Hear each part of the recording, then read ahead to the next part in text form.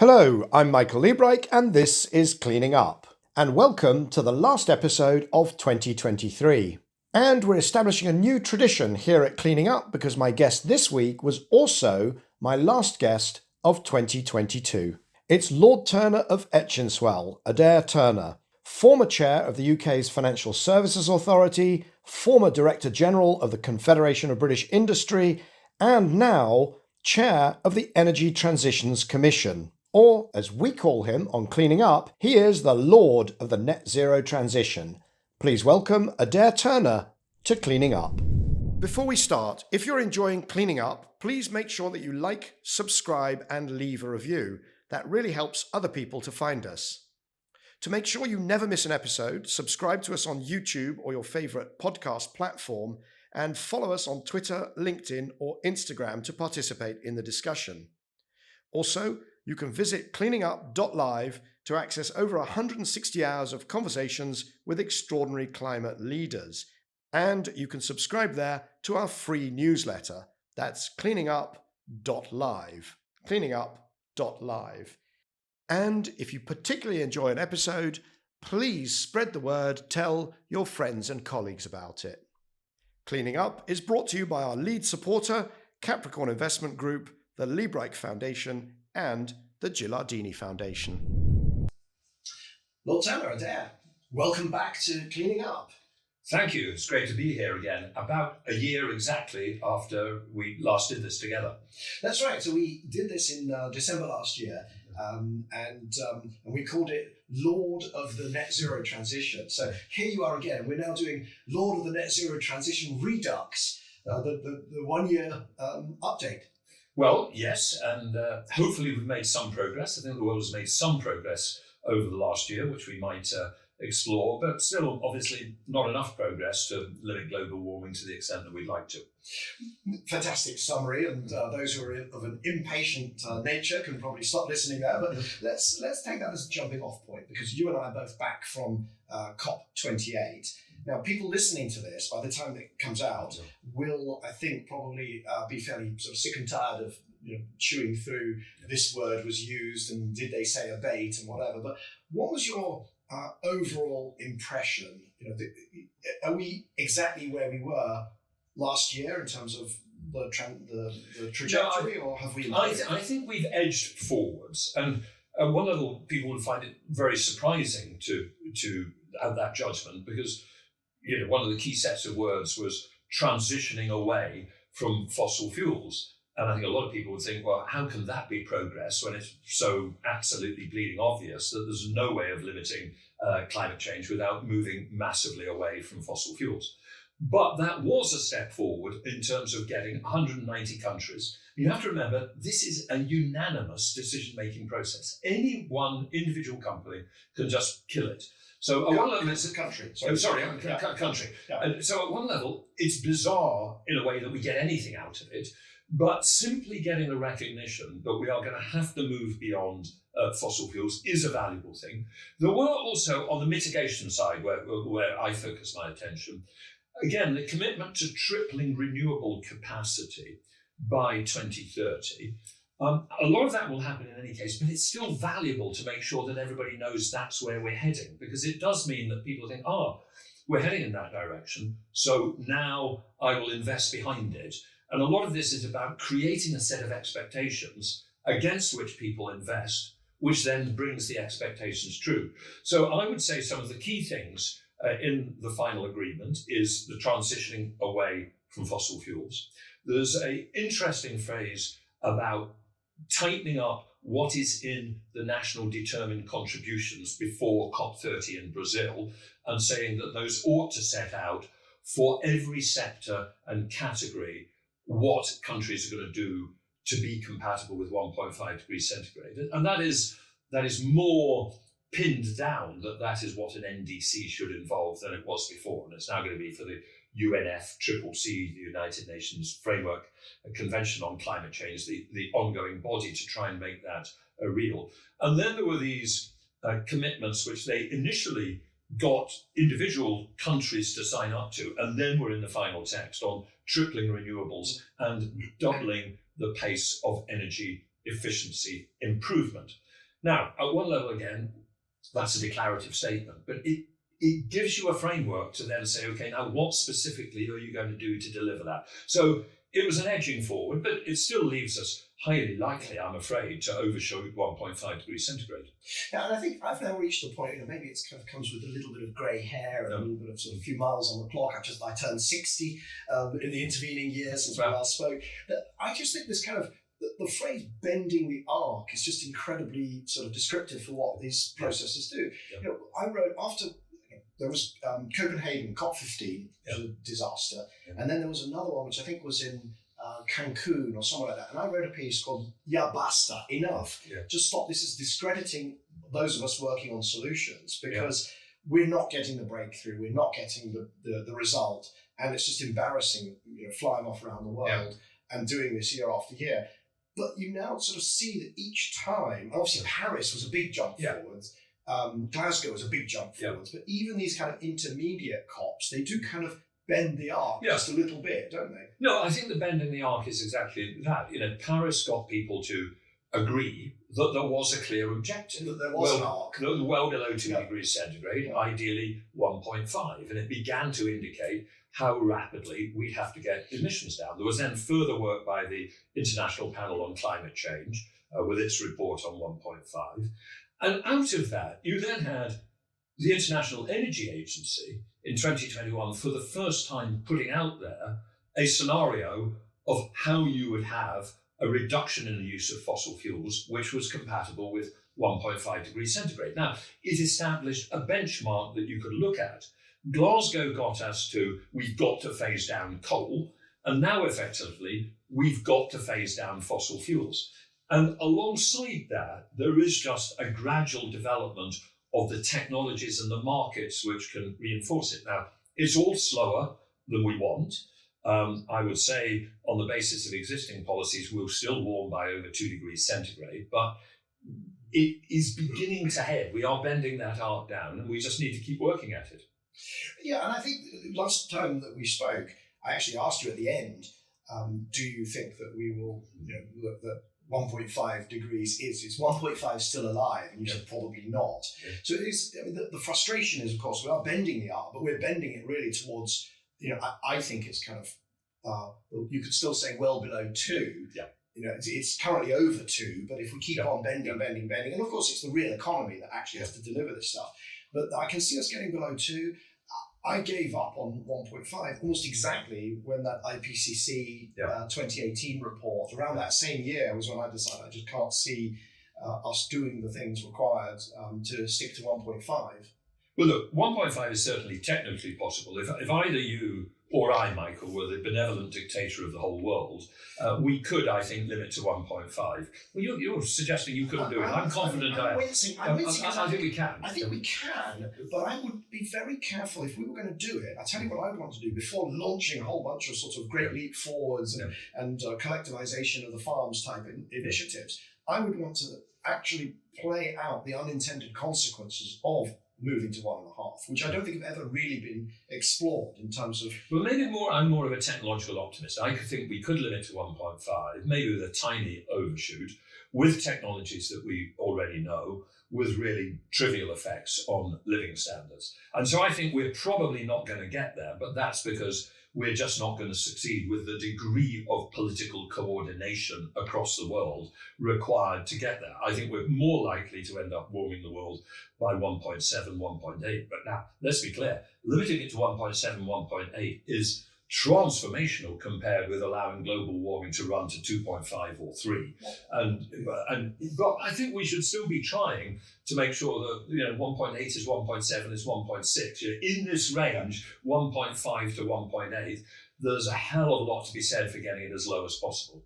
Oh, for sure. And I'm a Paris fundamentalist in the sense, well below 2 and as close to 1.5 as possible. And I still think that was a brilliant formulation because I think it does allow the ambition, but without creating a sort of rod to beat. Although we have created a rod to beat our backs in many ways by becoming so fixated on 1.5 or bust kind of thinking. What do you make of the sort of? Is there something to be learned from the linguistic kind of travails here? Because there's all this. There are people who will march and go to the barricades over whether it uses the word abated or whether it's phasing out or phasing down. Well, this all seems. No, I think there are two different issues in what you've just said. One of which I think really is important, and the other is less important. I've always thought that the linguistic argument between phase down and phase out is a very odd one, because I haven't seen any scenarios which suggest that we literally end up with zero use of fossil fuels. I think we will continue to use some methane to make blue hydrogen with carbon capture and storage. I think we will continue to use some oil to go into petrochemicals and plastics. The Energy Transition Commission is probably as radical as anybody else about how much we expect fossil fuels, or we think fossil fuels could and should come down by 2050. 70% down for gas, 85% coal, and as much as 95% oil, which makes us an outlier. But because it's not 100%, I tend to say phase down, not phase out, because I'm a bit of a logical fellow, and it strikes me that phase out ought to be zero. But you get people who are who don't actually suggest that it'll go to zero, but still are fixated with phase out. So I've always thought phase out versus phase down is a bit of an odd debate.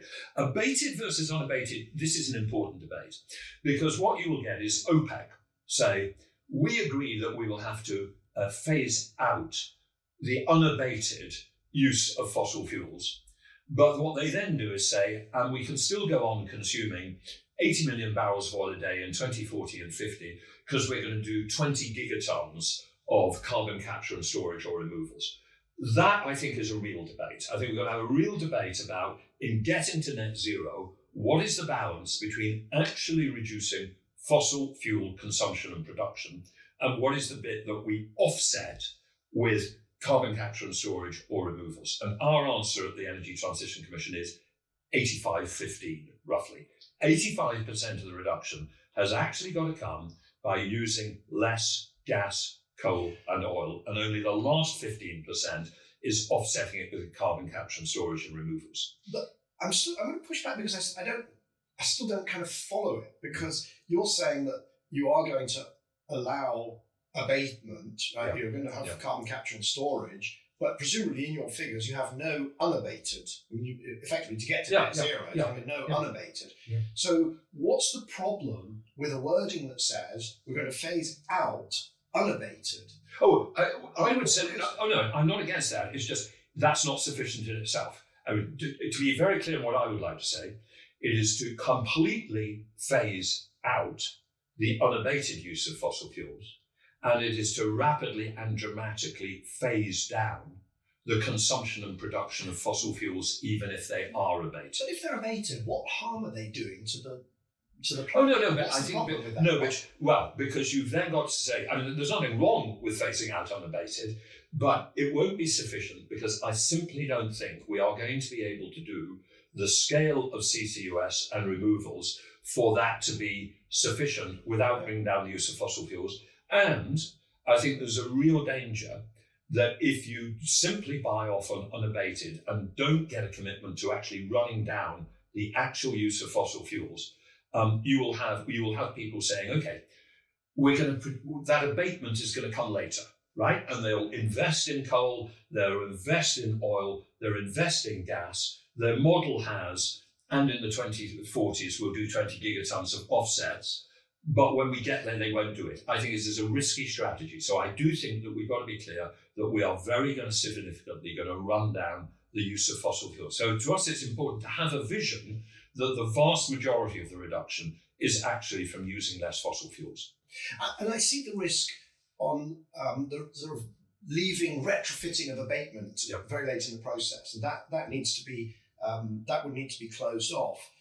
But equally, you have people who say abatement doesn't work, and therefore you shouldn't use the word unabated and so on, because it just doesn't work. So to which my response is, well, if it doesn't work, then you can't rely. Then you've signed up to this thing, then you shouldn't be. You wouldn't be relying on it. And you're saying in bad faith they might. No, I mean our position is there are some sectors, let's take cement, where we do think that carbon capture and storage will be required. We don't see a technological solution to the process emissions from cement production, the way that calcium carbonate turns into calcium oxide and produces CO2. We don't see a role for that without CO2, without carbon capture and storage. We do see a role, but it's more limited than green hydrogen for blue hydrogen. So at one level, we end up with maybe point source CCUS accounting for 4 or 5 gigatons of abatement from the use of fossil fuels. Fossil fuel use that today is producing about 38 gigatons of CO2, but 38 down to 5 is reducing the use of fossil fuels, and the last 5. Now, you're quite right that in that we are assuming that we will get carbon capture and storage to work on that scale, but we're just unwilling to make a bigger figure than that, because when we have put our scenarios of how we get to 4 to 5 by 2050, we're not going at the pace required to do it. I mean, we had assumed that we could get to 1 gigaton by 2030 en route to 4 or 5 by 2050. And at the moment, we're not getting there. And there are a lot of problems with carbon capture and storage. So if anything, I sometimes think we may get to 2050 and we'll have relied less than that 5 gigatons. I think it's a bit incredible and implausible to start putting in much bigger figures. I think the reason that I push on it is only that I think it gets a sort of something of an allergic reaction from the oil companies and also from the oil countries, the oil producing countries, if we try to rule out the activists and to a certain extent yourself, try and sort of rule out or minimize the role of abatement, because they do see that as a sort of a hill to die on. But let me. I mean, what I challenge the oil and gas companies on this is clear. A lot of them have been saying for the last 15 years, we can go on and keep producing at this level because we'll do carbon capture and storage. And they have an enormous self-interest in making carbon capture and storage work. 15 years later, the progress is minimal in terms of quantity or in terms of reducing the cost, or in terms, look at the Chevron Gorgon plant in Australia, improving that they can get high capture rates. So you have to sort of say, guys, you're the guys who, first of all, have the technological capability to do this. You've got the greatest incentive to do it, and you've been telling us for 15 years that it's a key part of the answer. If at the end of the day we're not making progress with this technology, I feel I've got to be a bit cautious about it. I had a very interesting experience in COP. I moderated a panel on the transition as part of ADSW, Abu Dhabi Sustainability Week, which they shifted to coincide with COP. And I had this panel on the transition, and one of the people on the panel was Lorenzo Simonelli, who's the CEO of Baker Hughes. Baker Hughes, they make turbines, they do all sorts of oil field services. There's a bunch of companies, Schlumberger. It's like a Schlumberger. Schlumberger and Halliburton. There's a few of them that do that. And so we were talking about the transition, and I said, you can talk about all the whizzy new things you're doing, the hydrogen and the exciting stuff, but I need to hear what you're doing with the old things as well, because it's a transition. And we heard about the response, lots of stuff about the new things, and a sort of acknowledgement that the old things had to be reduced. They had to become cleaner, was the word that he used. And I challenged him to say, okay, you're a service company, right? You sell services and you sell turbines, and you acknowledge that we have to get to net zero. So is there a year where you will no longer work with clients who are doing unabated oil and gas? And I did not get an answer to that. Well, to me, it's obvious. To me, it's obvious. No, and that's why in our fossil fuel report, which we issued just before COP28, we talked about the need to phase down the actual consumption and production of fossil fuels. But we were absolutely clear that oil and gas companies should have targets to be net zero in Scope 1, Scope 2, and Scope 3 by mid-century. Because we're not going to get to net zero unless oil and gas companies are at Scope 3 by net zero. They've got to own that when they sell oil and gas, they're doing it into applications where either it has point source CCUS against it, or they are doing really credible removals that offset it. Because otherwise we're just fooling ourselves. No, exactly. And the scope 3 for Baker Hughes is working with customers that are not abating. Yeah, absolutely. And it's interesting because when you think like that, it's absolutely clear that oil can only go into petrochemicals which then have to be not burnt, but they've got to be burnt, but they've got to be recycled or stored permanently, or single use, as long as they go into proper landfill and so on. Then gas has perhaps more of a future going into blue hydrogen or into CCS, post-combustion, although I'm dubious about that, and the Allen cycle, which I mentioned.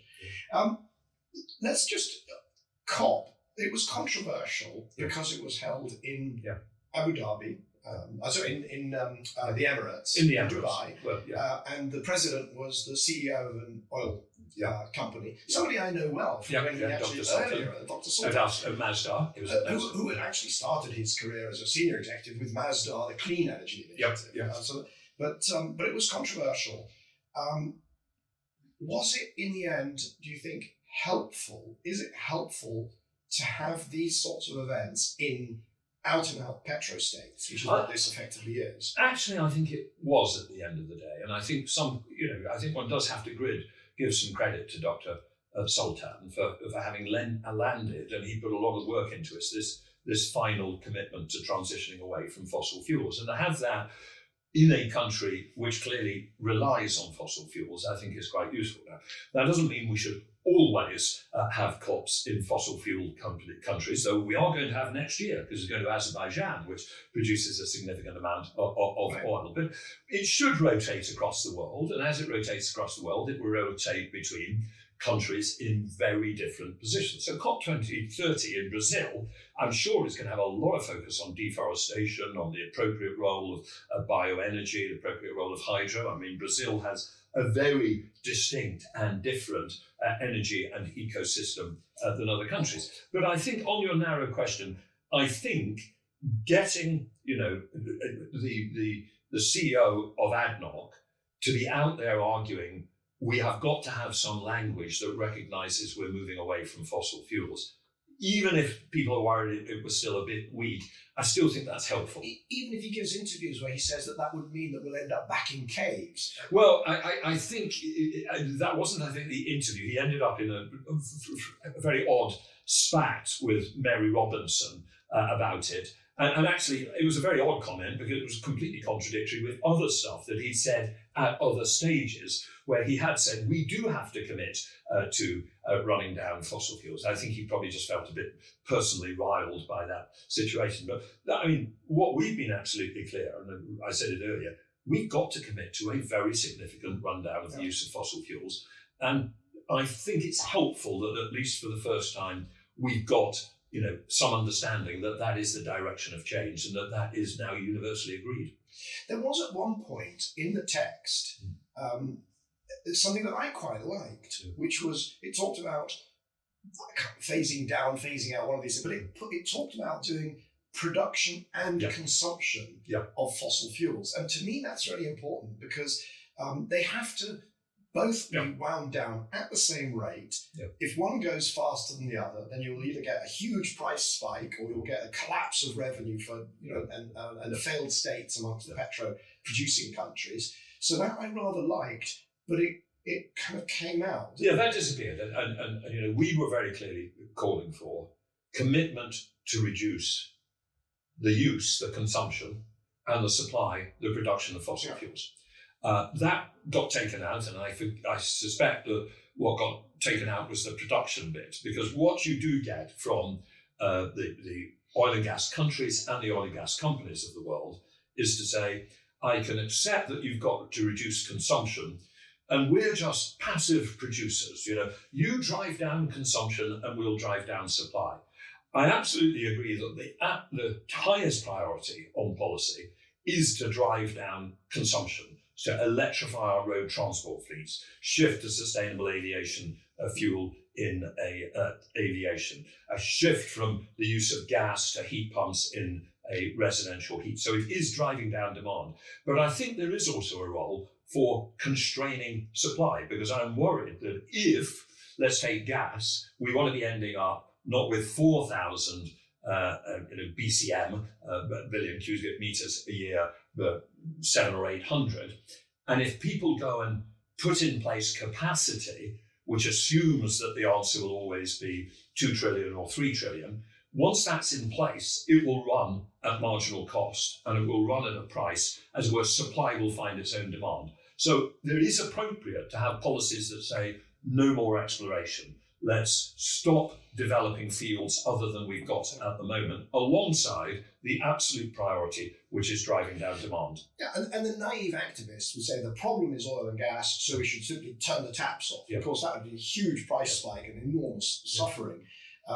So it's got to be demand driven. The demand has to clearly sort of come down and possibly has to lead the way down. But you talked about the sort of the lock-in. If there's too much supply, then obviously that creates its own demand. What do you say, though, when you hear about Saudi Aramco that has got a program called the Oil Demand Sustainability Program, ODSP, which is all about promoting, they'll call it access to energy and access to transport in the developing world, but it's basically what the cigarette companies did when they couldn't advertise in the West. They went off into Asia and found new markets for their cigarettes. I mean, what does that make you? How do you respond to that? Well, it sounds like it ought to be renamed the ODAP, the Oil Demand Addiction Program, because it's trying to keep people addicted to oil. I didn't know about that, but I think that is part of what is going on. There are people saying, "I'm happy for demand to come down," but back around the corner they are, which is what the tobacco companies used to say. They used to say, well, the demand is out there, I'm not stimulating it. Advertising doesn't change the total demand for cigarettes. All it does is make somebody prefer one brand against another, but their actions were the other way.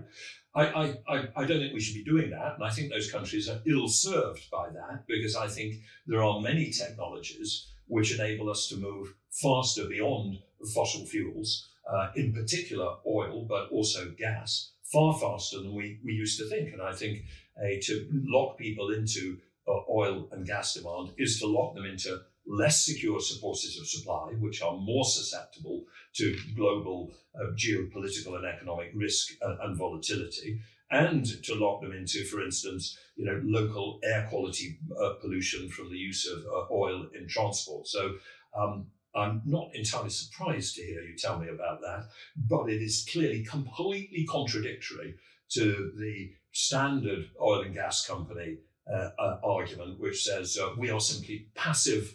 We'd love demand to come down, but we simply passively respond to it. It's clearly not.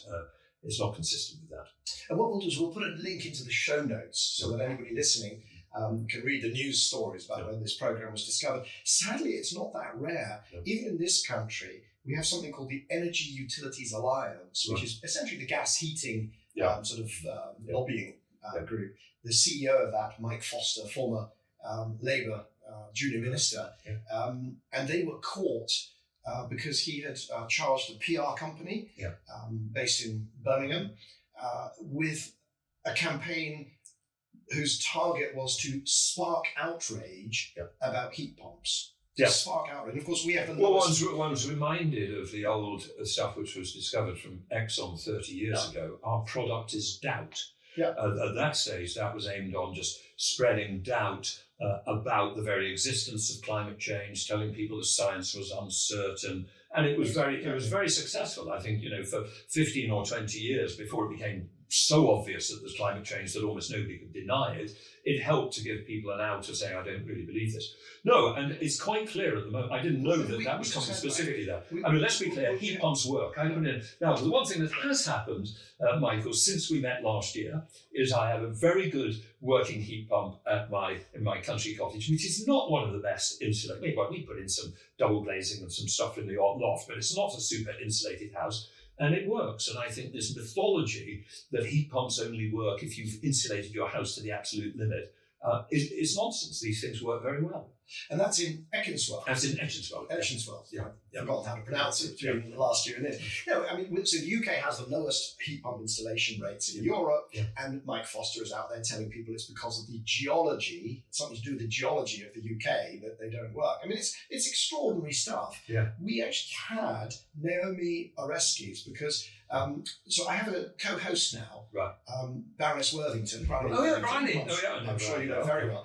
And she did a very nice episode episode with Naomi Oreskes, who wrote the book, The Merchants of Doubt, and is the big expert on this. So we'll put a link to that as well in the show notes. What I want to do is move on from COP. I think we've now, we've really exhausted that seam, I think. Can we do the following? Can we fairly rapid fire go through some of the sectors that we talked about last year? Because we went sector by sector by sector. But you've actually been doing work on a slightly different way. A lot of the work that the Transition Commission, Energy Transitions Commission has been doing has been on what I would call sort of horizontals, looking at finance and planning rules and those sorts of things. But let's do the sectors first. Just give us if there's anything you think new and exciting about, for instance, the power sector. We talked about how it was going to grow from 27,000 terawatt hours to 90,000, and it was going to be 60, 70, 80% variable renewable. Anything new and surprising? Well, broadly speaking, the same direction. Our latest figures are probably a bit lower, maybe 70,000 terawatt hours of direct electricity use, but then a significant amount on top of that for green hydrogen. I think what is different across this last year is a divergence of the progress that we're making on solar versus wind. What is happening on solar costs across the world is just extraordinary. Solar panels, which, the cheapest solar panels you could buy out of Chinese producers at the beginning of the year were about 19 cents per watt, and they've ended the year at about 12.5 cents per watt. And this just goes on and on and on. It's worth really stepping back on solar. In 1975, solar PV panels were $100 a watt. This isn't the price halving or going down 10 times. This is a 99.875% reduction in the last, say, 45, 48 years. And it's going to go on. There's going to be an extra level of moving to perovskite silicon tandem cells. And solar installations across the world, heavily driven by China, but also a lot of other countries, are running ahead of our expectations and heading towards the sort of role that we expected to see in a fully decarbonised economy, an electricity system across the world by 2050. Battery technology is going on. The costs of battery storage coming down. I do think in many parts of the world, not where we are at the moment in this gloomy December weather, but in the tropical and equatorial areas, I think solar plus battery is going to be the killer app of the energy transition. I think it's going to be amazingly cheap, far cheaper than we thought. So all of that is very, very good news. And we, like everybody else, are continuing to up our forecasts. As you will know, Michael, this is a wonderful way of teasing the IEA by showing their series of past forecasts for solar, each of which always undershoot by an extraordinary extent. I've been doing that for 15 years. Yeah, 15 years. And I think it's still going on. Solar is coming down. Wind has been more challenged over the last year. We've seen people pulling out of offshore wind contracts. I mean, what happened, I think, was there was a period of great exuberance. People put in very aggressive bids. You'll remember 3 years ago, we saw bids in the UK at £37 per megawatt hour offshore wind. The price of steel shot up and people had made fixed price commitments. There was generalized inflation and the US had contracts which aren't inflation indexed. So that's been a setback. And if you look in the UK, in Europe and across the world, unlike with solar, the pace is not in line with where we need to be. So there are a set of things of looking at the wind supply and really working out how to accelerate that. In other sectors of the economy, I would say that what's happening in aviation and shipping and steel is roughly what we expected. The commitments to get to net zero are there. The early examples are being put in place. I think last year I told you I'd been in Sweden and seen SSAB's hydrogen direct reduction plant in Luleå. 2 months ago, I was in Hebei province in China, looking at a hydrogen direct reduction plant run by HBIS, which is about the number 3 of the Chinese steel producers. We are seeing Maersk putting orders for methanol burning ships. I was with the International Chamber of Shipping in Dubai last week. So all of those, we always knew that the progress in the 2020s would be limited because you've just got to turn over a large capital stock. But it is, it's beginning to get there. One technology which is, as I mentioned earlier, moving more slowly than we had hoped is carbon capture and storage. What else? Heat pumps are beginning to roll out across the world, and I think it's increasingly clear that heat pumps is going to be a fundamental technology. Of course, a heat pump and an air conditioner are just the same thing turned around the other way. So in a lot of the world, which has relatively small heating needs, it's going to be you put in an air conditioner, but you make sure it's two-way to cover your limited winter heating needs. But I think heat pumps in Europe and UK are going to be the future. And then one extra thing, we see more and more evidence of potential to industrialize, to electrify industrial heat, both at the sort of medium temperature heat, the sort of food processing, 200-degree heat, but even at what's called the calcination heat of up to 1,000 degrees. I think we can see electrification possibilities pushing into more sectors of the economy than we previously thought. That's a fantastic sort of roundup of what I think, as well as what you think. Right. So we agree furiously Right. on, I would say almost all right. We'll come back to hydrogen in a second. But absolutely, so solar is running, again, ahead of anybody's expectations. There's a fantastic statistic that when I started New Energy Finance, as was then, 2004, it took 1 year to install a gigawatt. 6 years later, so by that time, it was 2010, it took 1 month. 2016, it took 1 week. And this year, we go through the point where we'll be doing a gigawatt per day of solar. And it's not going to stop. And by 2030, I think we're going to be doing a terawatt a year. So that's where we're heading for, roughly a terawatt a year by the early 2030s, which will be... No, wind's travails, and there's also a macroeconomic background. There's the high real interest rates. Well. High real interest rates, I think, is an interesting big challenge for the energy transition. But wind is interesting, and I'm going to link it to hydrogen because all of these plans for hydrogen, these huge plans, your own plan started north of 800 million tons. You tell me that the Bloomberg NEF plan started at about 1,000. They did have an even higher one of massive use within the power sector. And I think they are still, I mean, this is an area where I still write for them, but I don't represent them. This is also an area where they and I, one of the few areas where they and I would perhaps disagree. So in terms of, just to triangulate the numbers, right now we're at about 100 million tons of hydrogen in the economy, fertilizer and petrochemicals largely, all of it filthy, almost all. All of it. And the numbers that are thrown around for 2050, they go from the very high, the 800, the 1,000, which I think now starting to be seen as improbable. But there's a lot of forecasts, and your own as well, in the sort of 300 to 600. 300 to 600. We're still in that range. And I'm sort of thinking, I just think it's implausible. And I'm much more, without having done any of the clever modelling, but just a lot of systems thinking, I'm in the sort of 150 to 200 million. So more than today, but not this kind of vast expansion of hydrogen. And it's a lot of it is around just the economics, not of producing hydrogen, but the economics of transporting it and the economics of using it, which don't get nearly as much focus in the world. I link it back to wind for one reason, though, which is if you want to make hydrogen, you do need to run your electrolyzer, green hydrogen. You need to run your electrolyzers at high capacity factors, which solar can't do. Oh, no, I disagree with that. I disagree with. How does solar do that? No, but once your electrolyzers are cheap, it doesn't matter if you only run them a couple of $1,000s a year.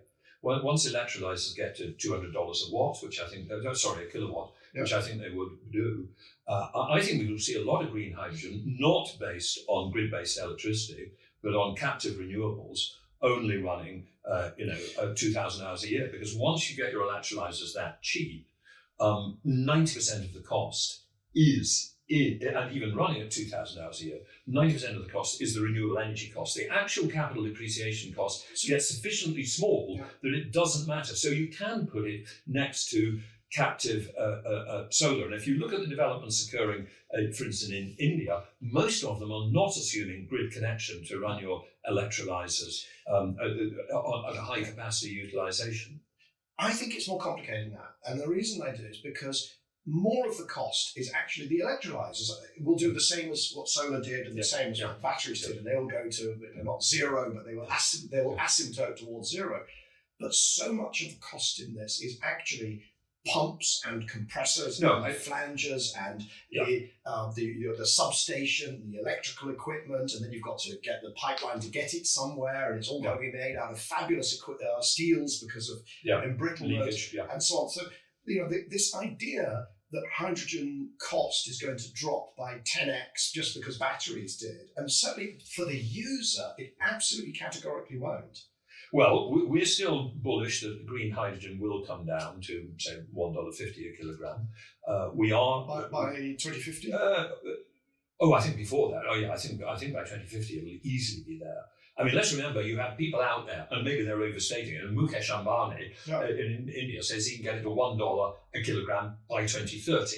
Now, I don't think he's going to get it to $1 a kilogram by 2030. He may get it to $1.50, certainly south of 2. So, but to go back to your point, I think I'll have a bet with him or with you that he doesn't do that. Right. Well, I'll think about whether I'm taking that bet. I think the crucial point you made earlier, though, is even if it gets to that level, there will still be a green premium on its application.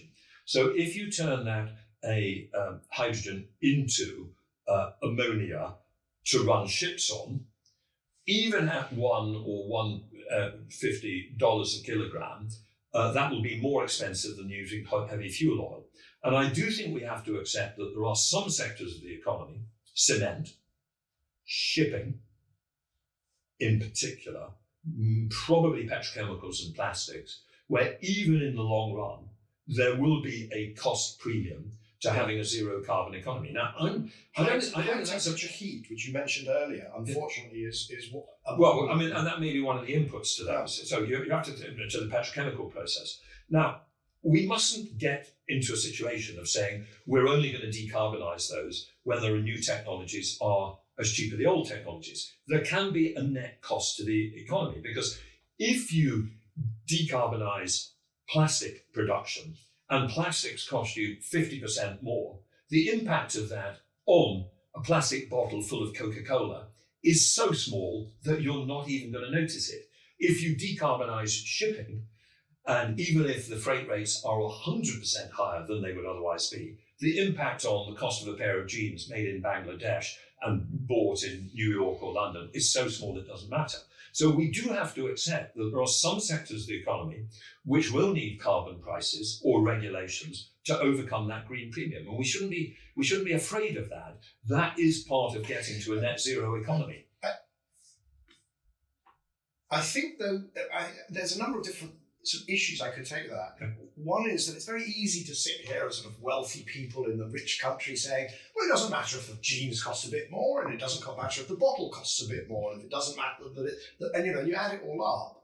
And what you're really talking about is driving a bunch of inflation that could be very painful. No, it's very, very small. It's very small. I mean, let's say, freight rate oscillations are not a major driver of inflation. Freight rates go up 4 times and back down 80%. They do it regularly, and we hardly see it in the global economy. That's because shipping is incredibly cheap and incredibly efficient way of moving things around the world. So there are some of these things which have a really small impact. The amount of the cost of the global economy, which comes from buying steel, buying shipping freighting, and buying plastics, is a very small part of the global economy. The bits to worry about in distribution is residential heat.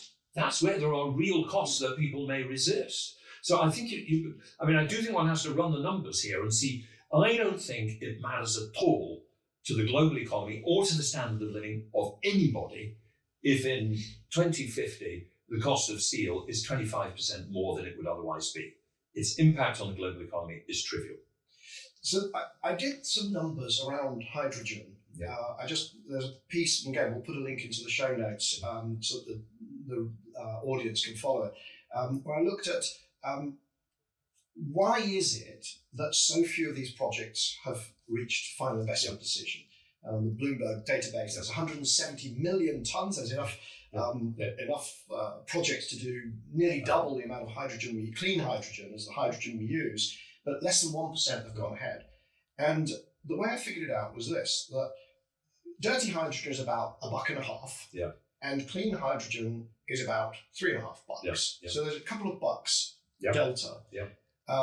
And if you just want fertilizers or petrochemicals to use the clean stuff, somebody's got to meet the $2.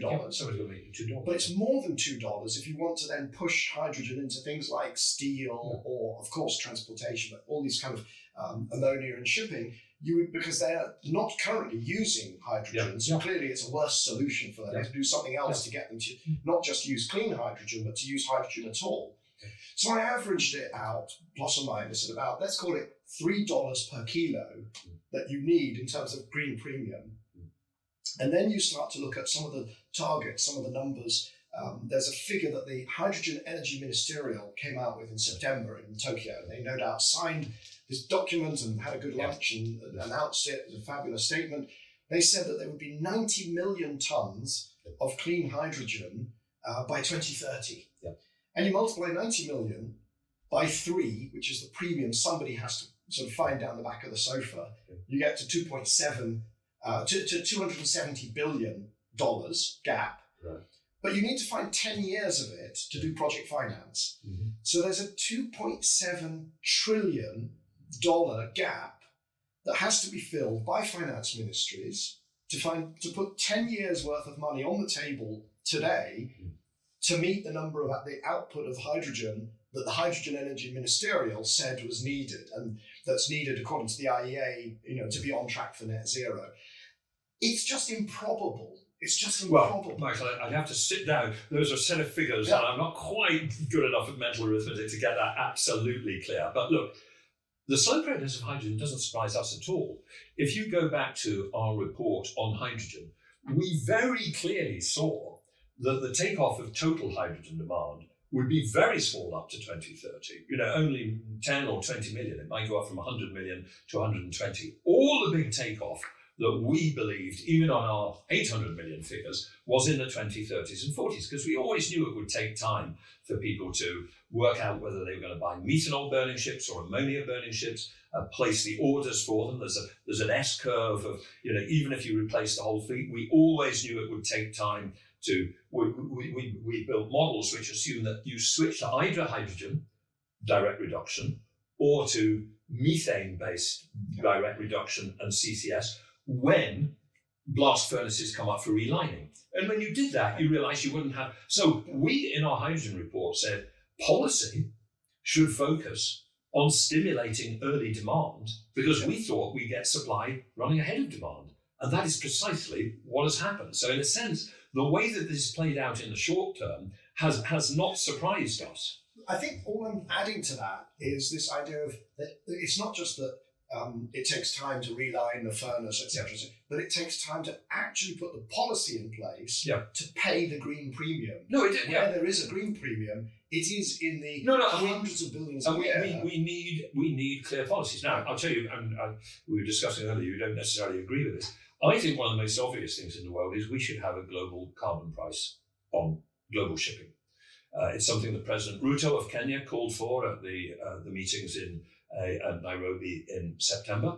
It is absolutely clear to me that we do not have a route to the decarbonisation of global shipping, which can be produced just by technological advancement and by a voluntary act, so sort of Walmart and IKEA, voluntary playing the green premium. Those things help to get an industry going, but if you want it to be universal, you need a carbon price. It's a global industry, it could be a carbon price, and it could be a stream of money to help development in low-income countries. That to me is one of the most obvious things, and we should be putting these ones on the table, and we should be making people realistic about those areas of the economy where the green premium will entirely disappear.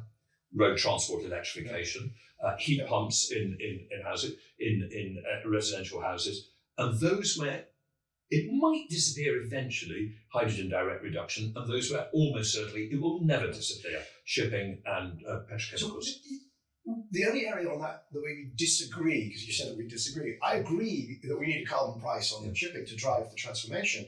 I just think that carbon price is what's needed to go to a more expensive shipping technology, ammonia, methanol, biogas, whatever it is. No, the issue that we disagree on is whether there'll be some surplus amount that you could then levy to go and do, I don't know, loss and damage, which is what Adair wanted to do in one of the last episodes, or to help with any other. No, let me be clear. I assume that carbon price doesn't come out of the industry profits. I mean, everything I know about taxation, as an economist, before I started playing around with energy, is that ultimately taxes fall on consumers. Yeah. That's where they fall. That's what most tax incidence theory tells us. It's a question in which case, the money is not coming out of the industry. No, but the question is whether that money goes back into them paying for their higher fuel costs, or whether there's some extra amount on top that could be sort of grabbed by the UN and directed at some other goal. And that's the bit that I have biggest problem.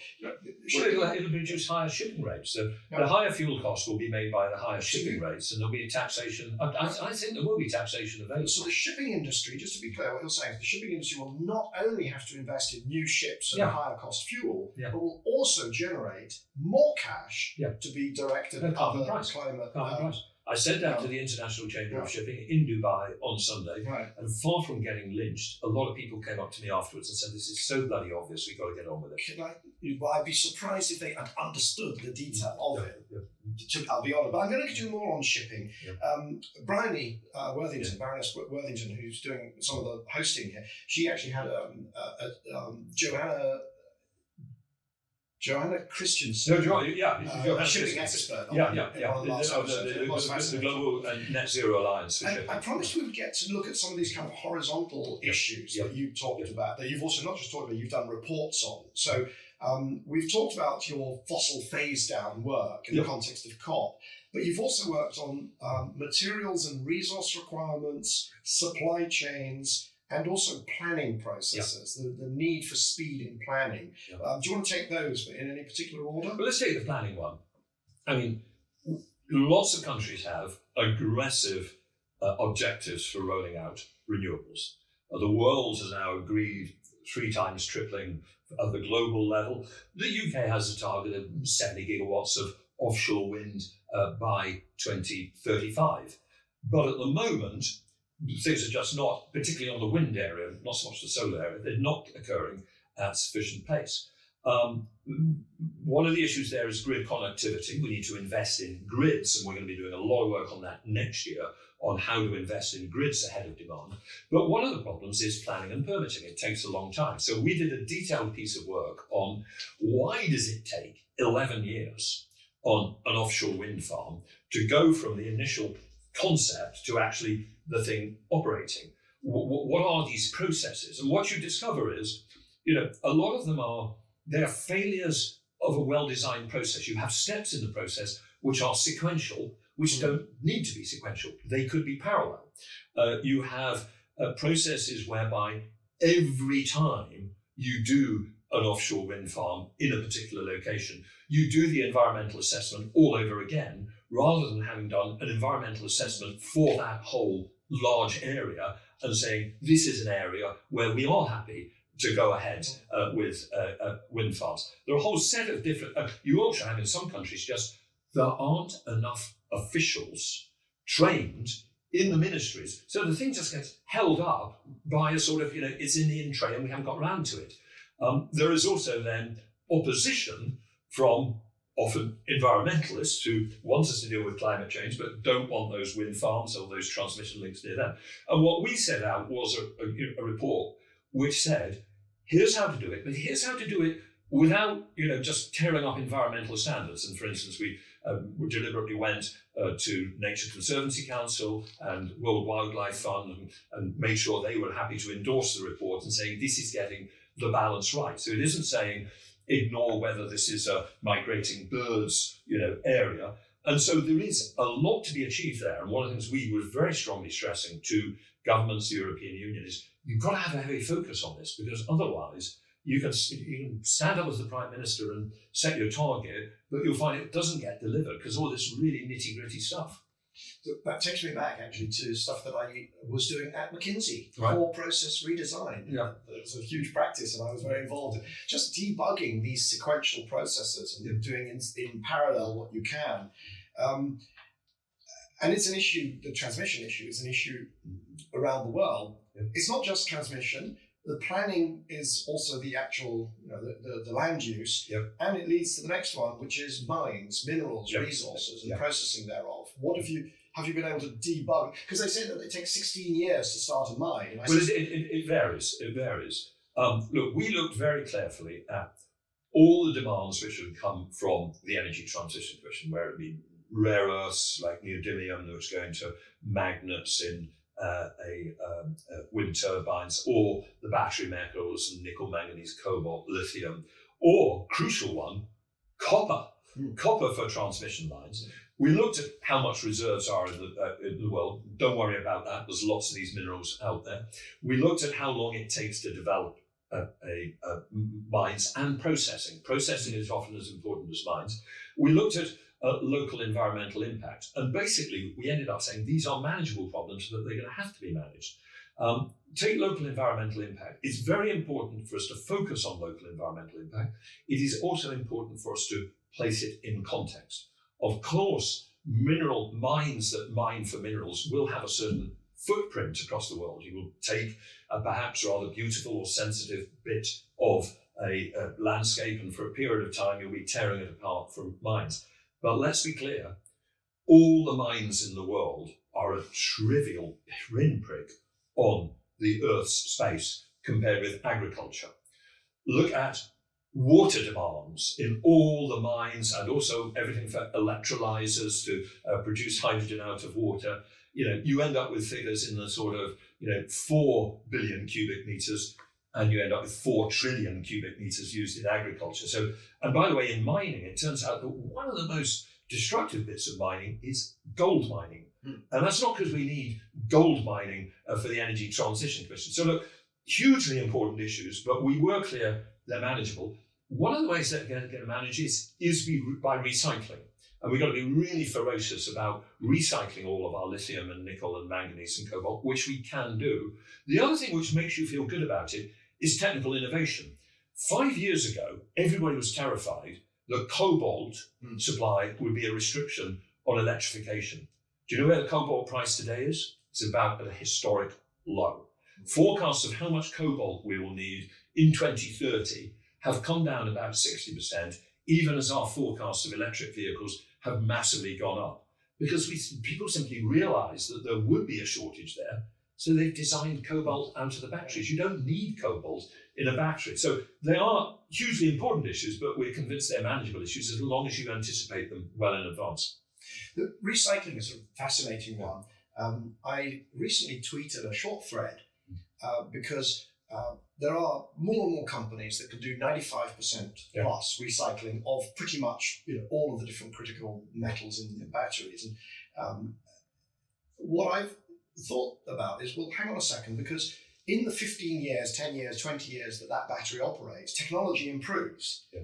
So by the time you remake a battery with those materials, it's probably more than 5% better than the old battery. Yeah. So you lose 5% that you don't recycle, but the next battery is better.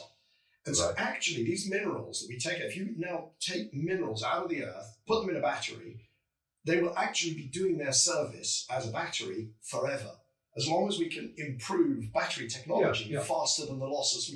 And people went crazy. Half the people on Twitter thought this was fantastic, and half of the people on Twitter thought this was absolutely either untrue, inconceivable. The arithmetic. It's quite a complicated concept to get hold of, but I think I've got it. But look, I mean, one crucial thing is, of course, we do need primary battery materials because we've got to have the primary battery materials for the first generation. But you're absolutely right that we will be reducing the battery need, the mineral need per kilowatt hour storage. And by the way, we're seeing this across the whole economy. Silver use in solar PV panels has come down dramatically over the last 10 years. We continually get better at these technologies. Absolutely. So the first Leaf battery, Nissan Leaf, 70-mile range, today 210 miles range. And it's broadly speaking the same weight. So if you could recycle even 1/3 of that first Leaf battery, you could still power a Leaf with it. Yes, that's true. So that's where that maths was. That's where the maths is. Yeah. I mean, I think the good news is that in relation to nickel, manganese and cobalt, even without regulation, people will recycle because the recycled cost will probably be less than the primary cost. Lithium, we will probably need lithium ferrous phosphate batteries. We will need regulation, but we should have regulation. We should have regulation that requires pretty much total recycling of these materials. Speaking as somebody who spends a lot of time recycling my personal garbage, regulation actually works. In some cases, it's needed. Let's just finish off, if we can, talking about finance, because finance can either accelerate this or it can slow it down, and in extreme cases can stop it. Where are we? How are we doing? If you relate it back to sort of last year, we've got quite difficult conditions for interest rates, and has that sort of Well, if you look at the figures, and we produced figures in a report in April this year, similar to what other people have produced, the IEA, etc. There's a bit of sort of what do you include in investment, etc. But order of magnitude, we were saying then that compared with about $1 trillion a year going into clean energy technologies of various sorts in 2020, we had to get to 3.54 trillion by the 2030s. The good news is that the amounts are going up. I mean, on our basis of doing it, the IEA believes that in 2022 it got to 1.7 trillion. On our particular, we don't, for instance, count as investment the purchase of a new electric vehicle. To us, that's consumer expenditure, and that's just a choice of whether you do or not. On our basis, 1 trillion has become 1.5 trillion. That's quite a big increase. The challenge at the moment is that the vast majority of that increase of investment that we are seeing is in the developed countries and China, and we are not seeing the pace of increase in the lower middle income countries and the low income countries such as Sub-Saharan Africa. And it is clear that in those countries, it isn't just going to happen automatically with just the private sector. I mean, broadly speaking, in the rich developed countries, provided you get all the other aspects of policy right, some combination of carbon pricing and regulation and a strategy towards your grids, a lot of it will occur. The private sector will do it.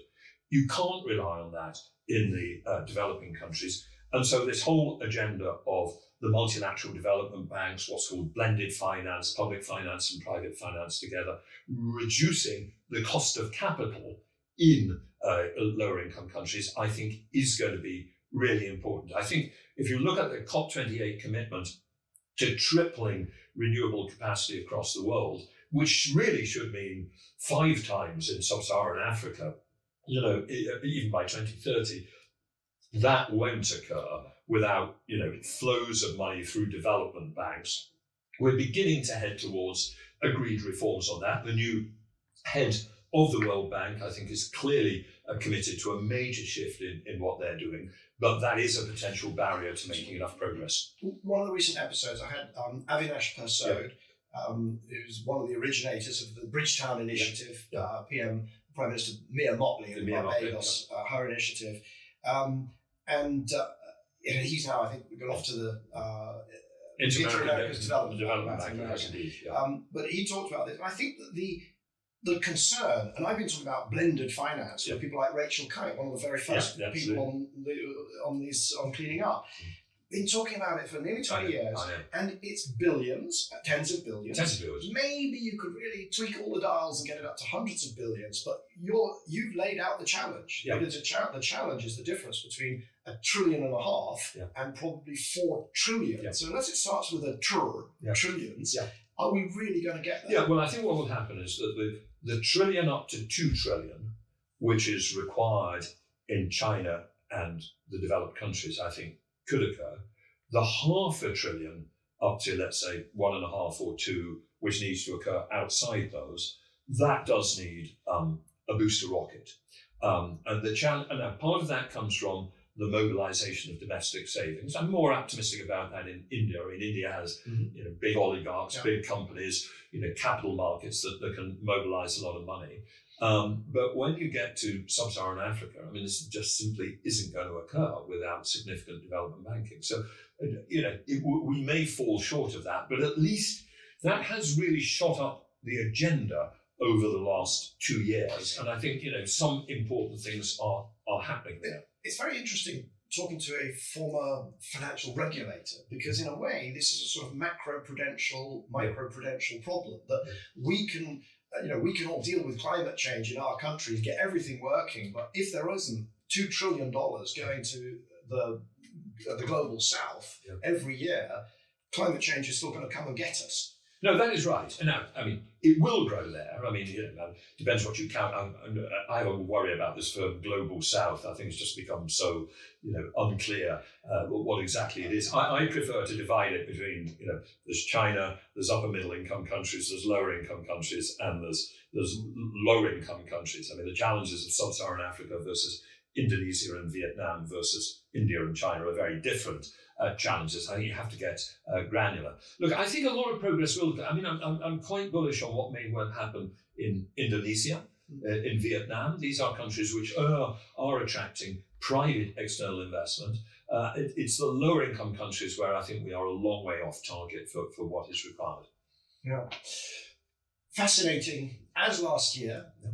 Thank you very much for joining me. And I will already extend the invitation. Good. Well, for you to come back after, what would that be? COP29. COP29 in Baku. In Baku, exactly. Another oily COP.